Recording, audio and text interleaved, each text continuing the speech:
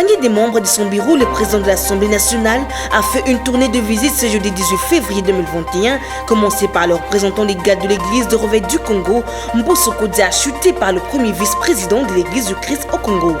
C'est ce vendredi 19 février 2021 qu'aura lieu l'ouverture solennelle de l'année académique 2020-2021. L'annonce est du ministre de l'Essuie Thomas Luaka, rendue publique dans une note circulaire ce jeudi 18 février 2021. Et puis dans une conférence de presse tenue ce jeudi 18 février par des structures de la jeunesse congolaise, Bernard Kayumba, président national du PANECO et député national, interpelle la conscience de la jeunesse. Voilà tout pour les titres. Vous nous suivez de partout, madame, messieurs, bienvenue dans ce journal de station de l'éducation. Le président de l'Assemblée nationale, Christophe Mbosso Dia, a échangé avec le représentant légal de l'église de Réveil du Congo, le premier vice-président de l'église du Christ au Congo. Ce dernier était accompagné de tous les membres du bureau de l'Assemblée nationale. Joël Lumakwe et Freddy Ikotama pour le reportage.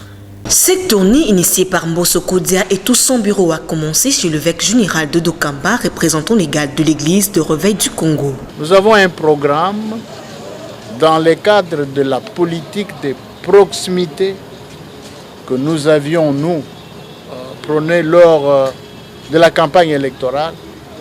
Nous avons décidé de rencontrer les représentants légaux de toutes les confessions religieuses reconnues par l'État congolais. Il faut savoir que les Congolais, dans leur majorité, sont des croyants. Et nous sommes des élus du peuple. Nous sommes à l'Assemblée nationale, nous sommes membres du bureau pour défendre les intérêts de la population et défendre l'État congolais en même temps. Nous avons donc l'obligation d'aller vers les églises qui sont des partenaires sociaux de l'État congolais. En même temps, ces mêmes églises, c'est là que les Congolais vont prier. C'est là aussi, nous allons prier.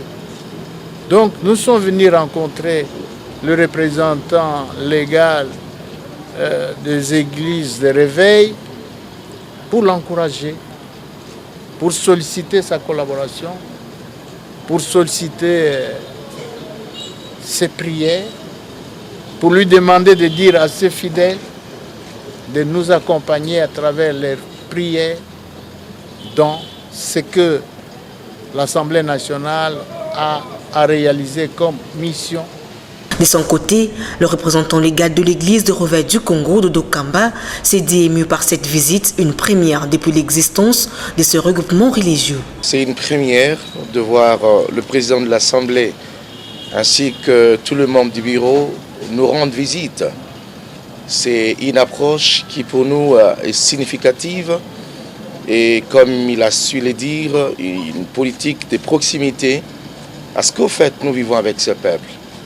Nous avons des choses à rapporter.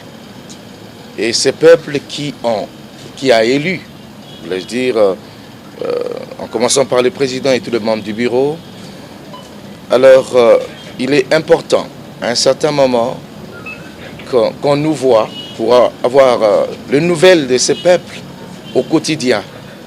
Et nous avons encouragé cela. Nous disons merci au président de l'Assemblée nationale et à tous les membres du bureau qui ont fait ces gestes d'amour et de fraternité. Il faut avouer que nous nous sommes dit, au fait, nous nous sentons en famille et nous sommes vraiment considérés en tant que Congolais d'abord.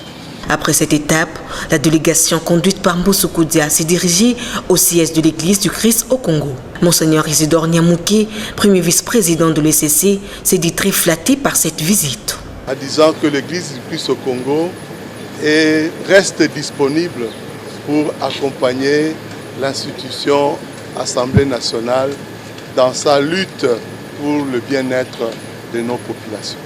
Restant toujours à l'Assemblée nationale, où le président de cette chambre basse du Parlement, Mbosso Dia, a échangé le mercredi 17 février 2021 avec le nouveau Premier ministre Sama Lukonde Kingé. Mbosso Dia appelle les Congolais à soutenir le nouveau chef du gouvernement et son gouvernement qui sera mis en place incessamment suivant le président de l'Assemblée nationale.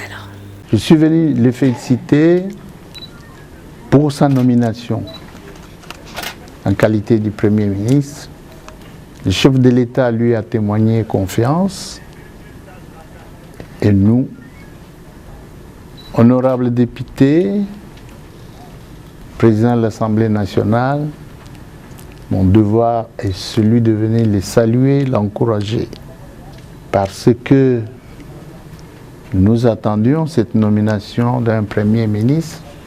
Maintenant que nous l'avons, nous devons nous réjouir, nous devons l'aider pour qu'il forme le gouvernement,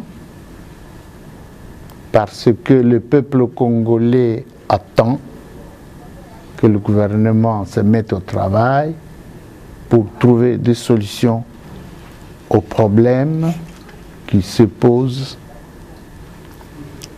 dans nos populations, dans nos provinces, dans nos territoires, dans l'ensemble du pays.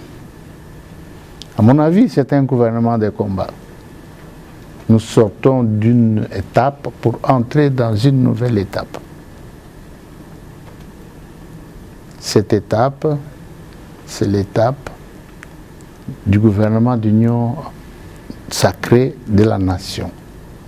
C'est une nouvelle étape avec de nouvelles exigences et de nombreuses attentes de notre population. Donc c'est un gouvernement de combat, un gouvernement qui va combattre l'insécurité à l'est du pays, au nord Katanga, dans l'ensemble du territoire où régnerait toute forme de violence, un gouvernement qui va lutter contre la corruption, c'est un gouvernement qui va rassurer la gratuité de l'enseignement, c'est un gouvernement qui va porter de réformes dans les différents secteurs de la vie nationale pour que vraiment le Congo démarre effectivement une économie au service du peuple, une justice au service du peuple, le social au service du peuple. Voilà pourquoi c'est un gouvernement de combat. C'est un gouvernement de combat. J'appelle les compatriotes congolais à soutenir le Premier ministre et à soutenir le gouvernement qu'il mettra en place.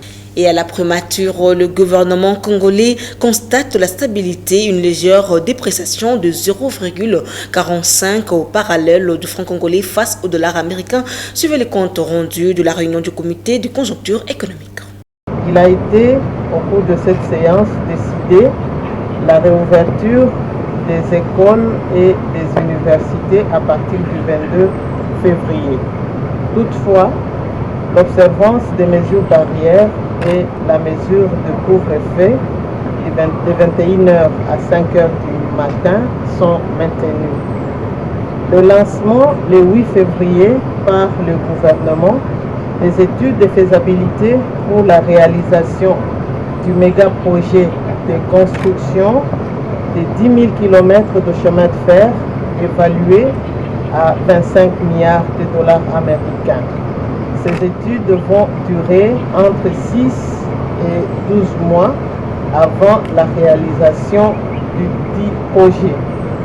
Le bilan de la pandémie à Covid-19 au 14 février, les statistiques publiées par le comité multisectoriel de la riposte à la pandémie de Covid-19 à République démocratique du Congo font état au 5 février de 901 nouveaux cas.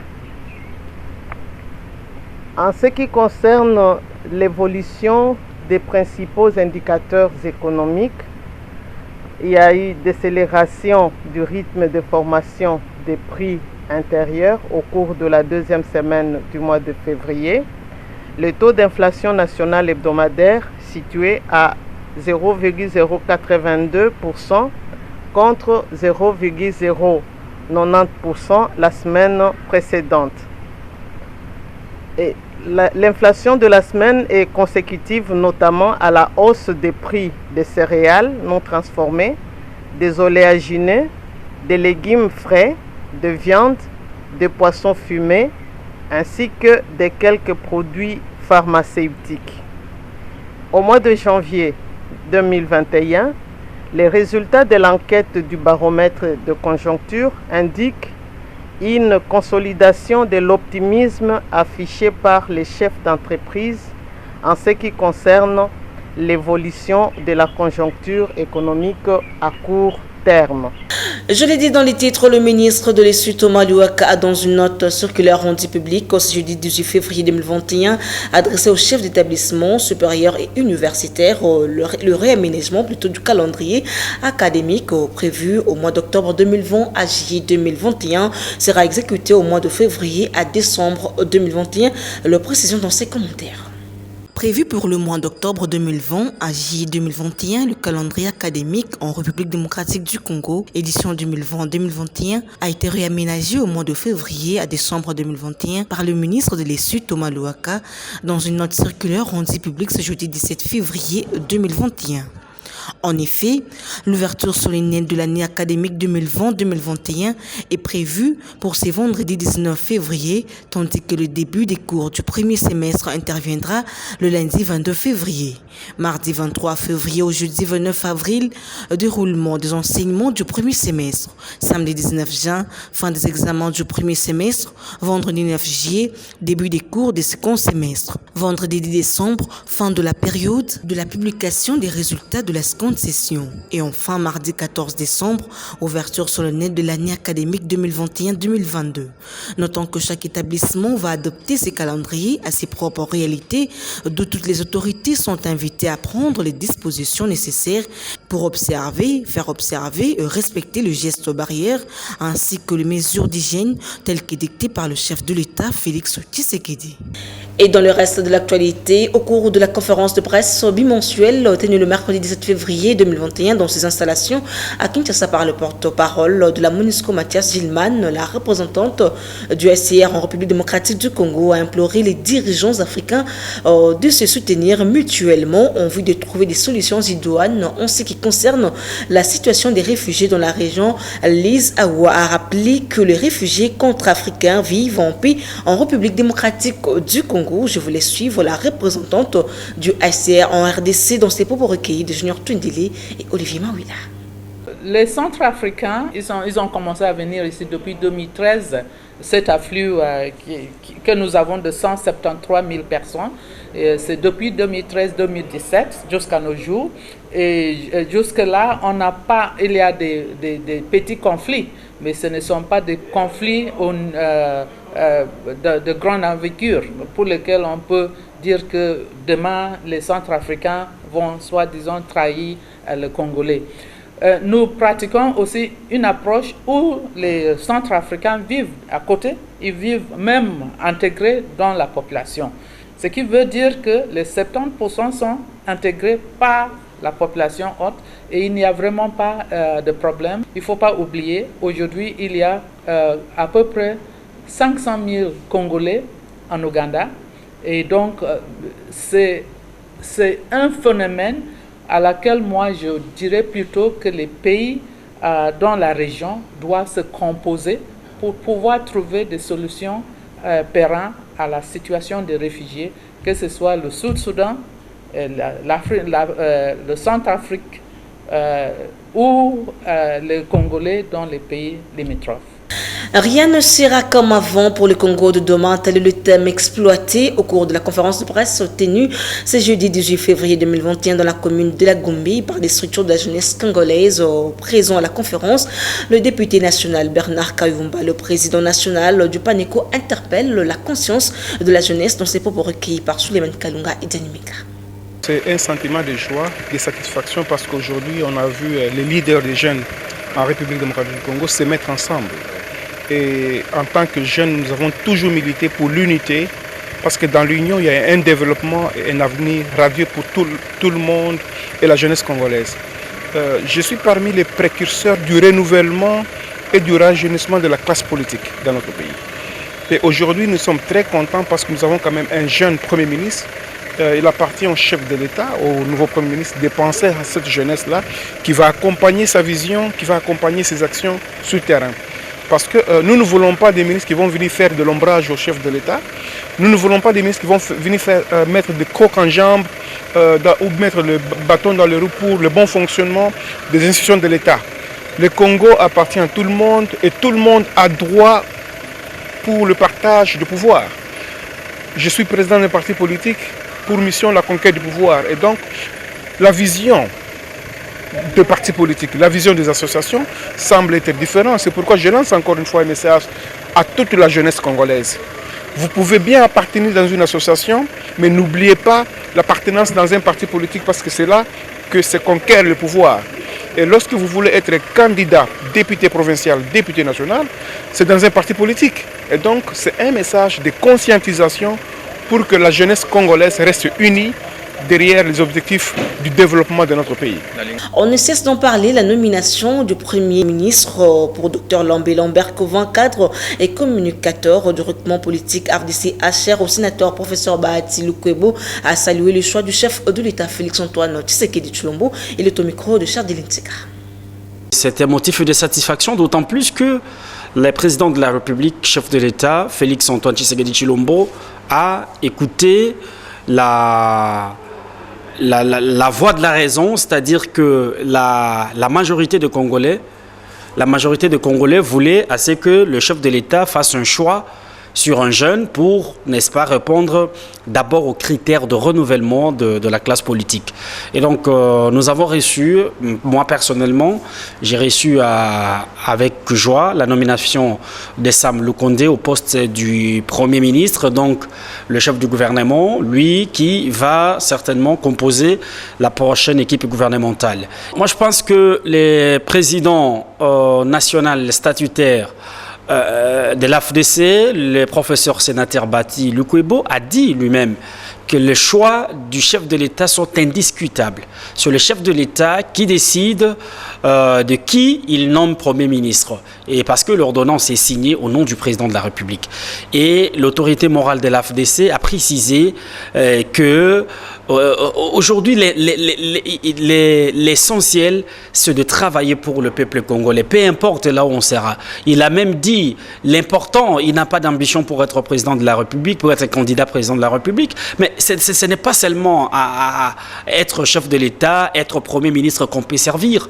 Bahati Lukwebo peut servir, a déjà servi longuement cette nation, alors qu'il n'était ni Premier ministre, ni président de la République. Et je crois que, bien que les gens voulaient à ce qu'il soit à ce poste, mais il a dit, il a toujours été disponible de servir son pays dans n'importe quel poste. Rendons-nous à la Tchopo, le gouverneur de cette province, Wale Lufungu, l'a visité chaque ministre dans son cabinet de travail. Suivez-le après cette visite.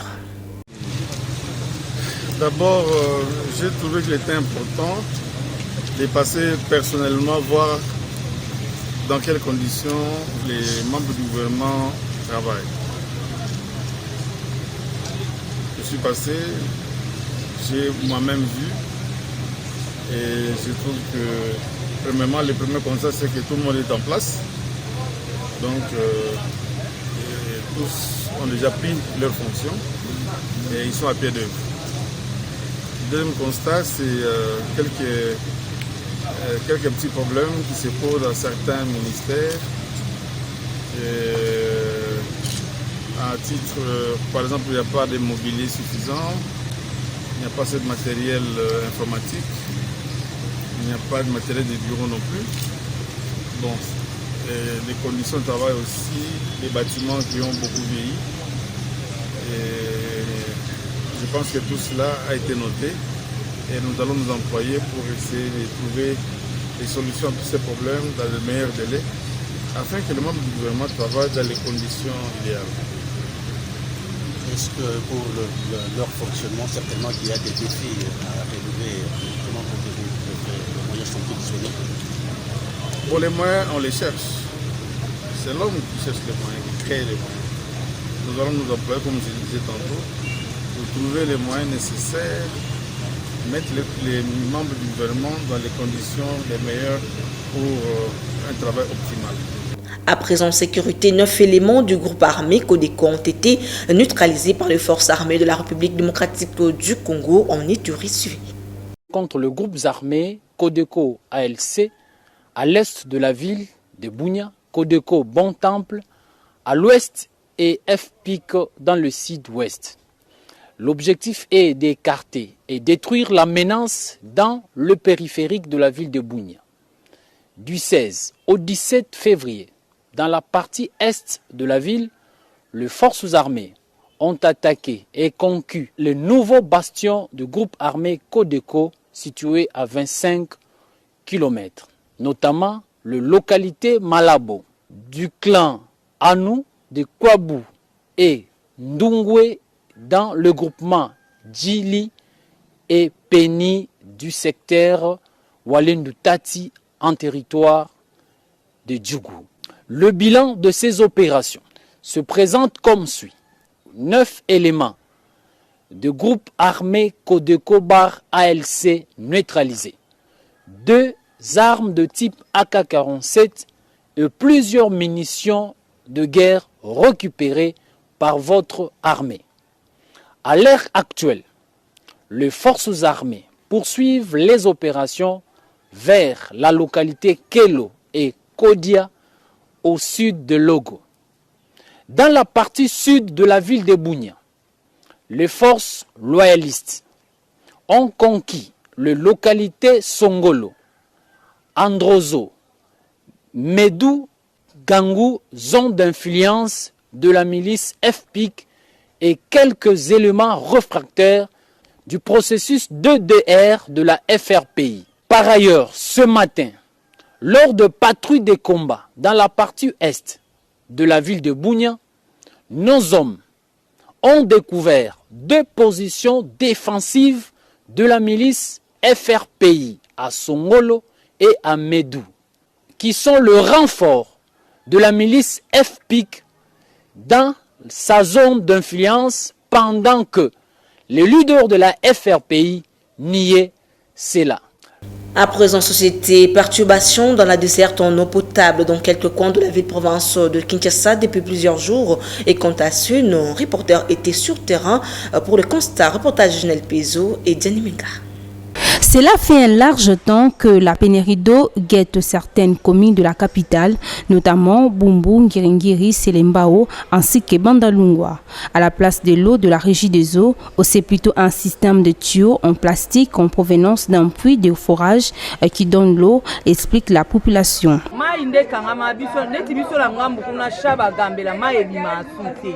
Tokoma koya kotoka aka mai koto mai bimaka sute toyebi te soki leta ba forage ekomi na Kinshasa forage eza biloko moto yebi ezaka na ba province tolamuke 4h bato baka 3h30 mpona likambo mai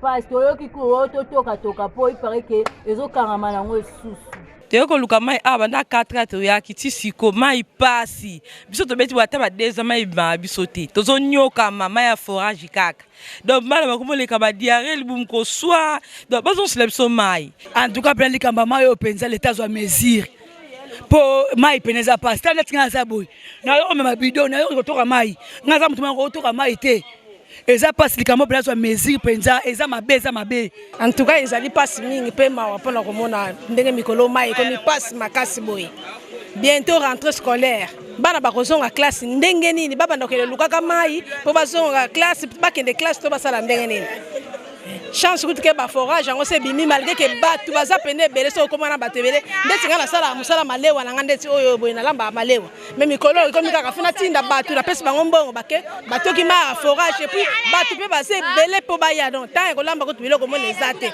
to ebite biso soki babosa na biso mai simu ebima non te to ti musika kona na bumu te asoki kuna veni nini to ebite po kaka to luka meta pe banda to ya kitaba mai o ka be bate bele na ba pompe bapaka opire matière comme 1500 1300 takuto bambonga ngezate misala ngezate siko yebisa biso to suka ndeni. Il s'est de rappeler que cette situation a été observée depuis la gratuité de l'eau décrétée par le chef de l'État durant la période des crises sanitaires liées au Covid-19.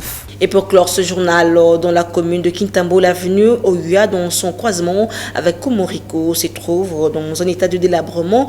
Cela engendre des embouteillages aux heures de pointe. Reportage de Promesse Azevedo. Dans son croisement avec la route Komoriko, la route de l'Oya dans la commune de Kitambo se trouve dans un état de délabrement très avancé. Les usagers de ces coins de la capitale déplorent la présence des nids de poules qui s'accroissent du jour le jour, qui produit des embouteillages intenses ainsi que des accidents répétés.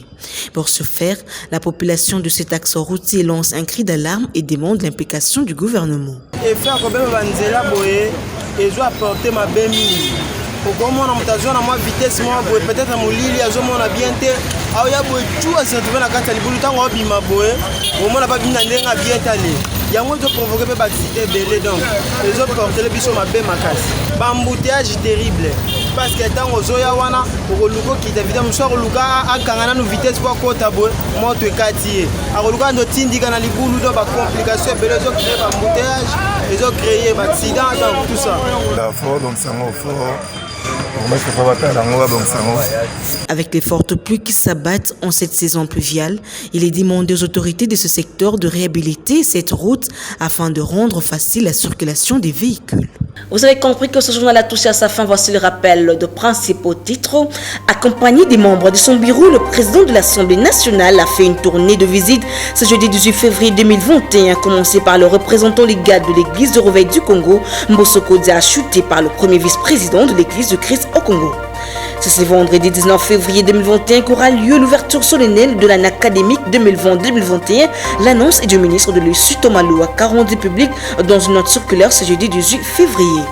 Et puis dans une conférence de presse tenue ce jeudi 18 février par des structures de la jeunesse congolaise, Bernard Kayumba, président national du PANECO, député national, interpelle la conscience de la jeunesse. C'était là le rappel de principaux titres. Fin complètement de cette édition du journal dont la chefferie est assumée par Suleiman Kalunga. Derrière la caméra, c'était Delphin Tundula, Guilhem Ayamba, Sardine Nseka et Laetitia Maluta. Merci de votre fidélité. Restez branchés. Au revoir.